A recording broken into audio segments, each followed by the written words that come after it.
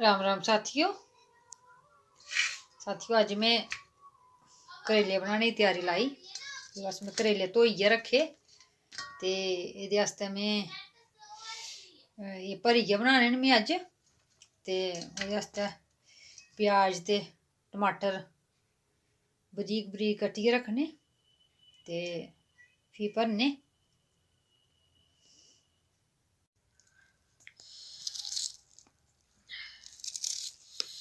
साथियों करेले साफ करियै रखे मैं ते लगी हूँ पैह्ले प्याज चीरना बड़ा बरीक बरीक। करेले ते खैर सभनीं बनाना औंदे, कुड़ी मेरी आखा दी ही, पर मेरे तरीके किश बक्खरे गै होंदे, इस गल्ला सिंपल सादे तरीके की जे करेलें च जि'यां लोग खट्टा बी पांदे, कोई इम्बलिये दा अम्बल पाई ओड़दा, कोई नारदाना पाई ओड़दा, कोई अम्बचूर पांदा, अवा अ'ऊं बनानी करेले ओह् सिर्फ टमाटर ते प्याज ते बाकी लून मर्च होर किश निं, ते बड़े गै सोआदले होंदे उ'आं बी। ओह्दे आस्तै में बस बड़ी मतलब बड़ी बरीक बरीक कट्टने छुरियै कन्नै गै, ते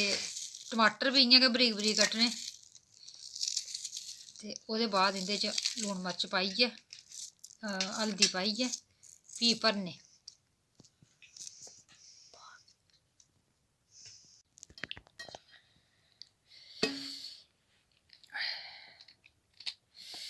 असें हून करेला बड़े ध्यान कन्नै बिच्चा दा कट्टना ते एह्दे बीऽ न जेह्ड़े ओह् कड्ढी ओड़ने। इं'दे च असें फ्ही मसाला भरना, ओह्दे आस्तै बिच्चा दा खाल्ली करना करेला।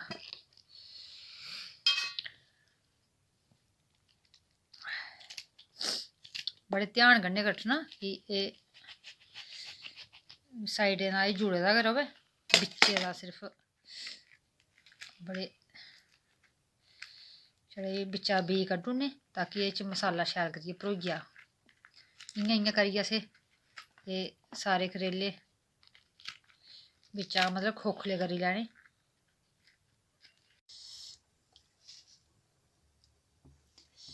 एह् साथियों में कुतरी कातरियै रक्खी ओड़ेआ मसाला, एह्दे च स्वादानुसार तुस लून पाओ, थोड़े बसार पाओ यानी कि हल्दी, ते मर्च तुस अपना दिक्खी लैओ स्हाब कताब, बच्चें आस्तै बच्चें बी ते खानी गै होंदी, ते मर्च थोड़ी तुस घट्ट पाओ। ते इसी असें पैह्लें मलाई लैना शैल करियै, ते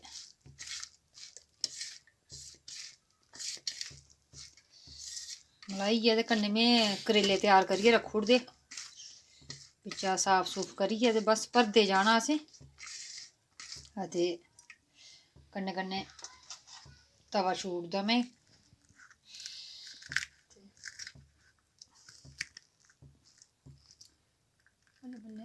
भरना निं राम कन्नै। अ'ऊं कन्नै लोग धागे शागे बन्नदे, अ'ऊं निं बन्नदी उ'नेंगी, फ्ही खंदे बेल्लै पैह्लें धागे धरूड़ो ते फ्ही पैह्लें अद्धे धागे खलोंदे, ते बस इ'नेंगी शैल करियै भरो ते कन्नै कन्नै रखदे जाओ।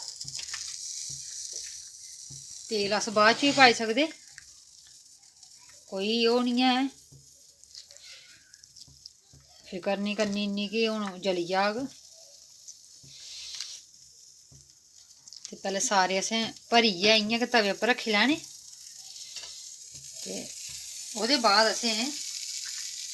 तेल पाना। तवा साढ़ा भखी दा ऐ,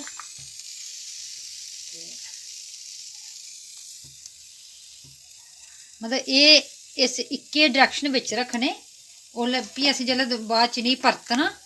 ते असेंगी मतलब मसाला निं इं'दा घिरी जा थल्लै, इत्त स्हाबै असें जि'यां पास इ'नेंगी परताना थोह्ड़ा थोह्ड़ा उच्चुए कन्नै। ते मतलब एह् इक्कै साइड च में धागा निं बन्ने दा होंदा, इस गल्ला एक एक साइड इंदी ते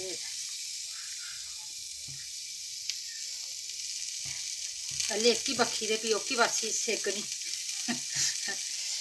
ते पहले हूँ बिंदु तेल पाई लैनी आ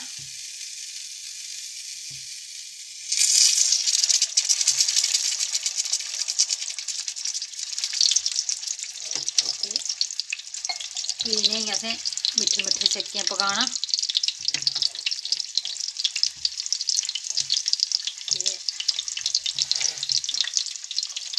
जेह्की साइड है तवे पर जगह खाली है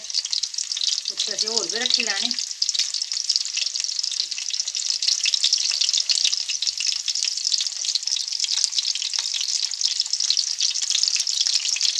में भी जिसलै इनें परतना होंदा ना कि उत्थे थोड़ा मतलब असें थोड़ा उत्थे स्हाब दे परतने पौंदे कि इंदा मसाला बिच्चा घिरी जा इस स्हाब दे बल्लें बल्लें आराम कन्नै इनें परतना ते बस हूँ होई गे ते हूँ असें इनें खट्टुना इ'यां खट्टेआ ते एह्दे उप्पर अस उप्पर एक इ'यां सलाटा बी रखदे एह् साढ़े देसी तरीके न साथी ते बस फ्ही जिसलै इक बक्खी इंदी होई जा फ्ही असें इनेंगी परतना साथी हून दिखचै इसी भला होए नहीं थोड़े थोड़े हूँ असें पास परताना थोड़ा थोड़ा बल्ले आराम कन्नै सुक्कियै ते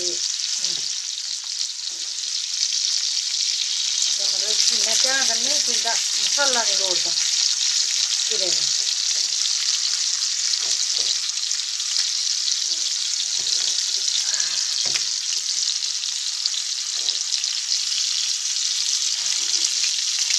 बड़ी भी शैल खुशबू हवा दी है मन करा दा पैह्ले एक एक खाई गै लैं जेह्ड़े बिच्चे बिच्चे आह्ले न ये थोड़े जल्दी पक्की जाने ते थोड़े बक्खी बक्खी आंदे इनेंगी थोड़ा टाइम लग्गना ते इनेंगी असें पैह्ले सारें गी थोड़ा थोड़ा परती गै लैना इस स्हाबै दे परतना इनेंगी इंदा मसाला इ'यां दा उ'आं गै र'वै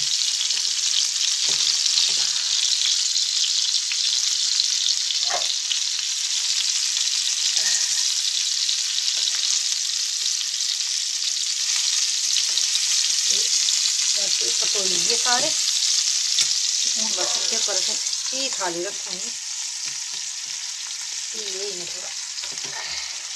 थोड़ा इ'यां भार रक्खना एह्दे उप्पर ते